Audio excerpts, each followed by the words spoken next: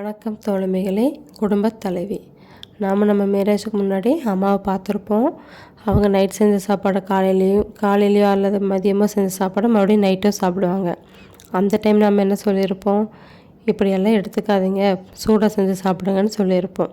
But after marriage நாமளுமே சாப்பாடு பழைய சாப்பாடு தான் சாப்பிட்றோம், அப்படி இல்லையா? சாப்பாடு மீதியாக கூடாதுங்கிறதுக்காக ஓவர்லோடு எடுத்துப்போம். அதே மாதிரி ஒரு டைம் ஃப்ரை பண்ண ஆயிலில் மறுபடியும் எதுவும் சமைக்கக்கூடாதுன்னு பிஃபோர் மேரேஜ் சொல்லியிருப்போம். அதெல்லாம் சாப்பிட்டா உடம்புக்கு கெடுதல் அப்படின்னு சொல்லியிருப்போம். பட் ஆஃப்டர் மேரேஜ் சாப்பாடோ இல்லை எண்ணெயோ அந்த மாதிரி வேஸ்ட் ஆகக்கூடாது அப்படிங்கிறதுக்காக ஏதாவது ஸ்நாக்ஸ் செஞ்சாவது சாப்பிட தோணும். ஏன்னா அதை வேஸ்ட் பண்ணுறதுக்கு நம்மளுக்கு மனசு வராது. ஸோ இந்த 2 பாயிண்ட்டே போதும், நம்ம அம்மா மாதிரியே ஒரு குடும்ப தலைவியாக மாறிட்டோம், நம்மளுக்குன்னு ஒரு பொறுப்பு இருக்குது அப்படின்னு தெரிஞ்சுக்கிறதுக்கு. Thank you.